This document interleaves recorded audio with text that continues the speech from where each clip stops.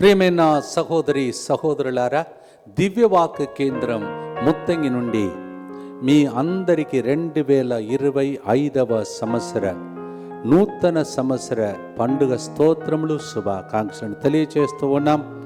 దేవుని యొక్క వాక్కు సంఖ్యాకాండం 6వ అధ్యాయం 24 నుంచి 26 పలికినట్టు, యావే మేము దీవించి కాపాడునుగాక, యావే తన ముఖక్రాంతిని మీపై ప్రకాశింపచేసి మేము కరుణించునుగాక, యావే మేము కృపతో చూచి మీకు సమాధానమును ఒసగునుగాక.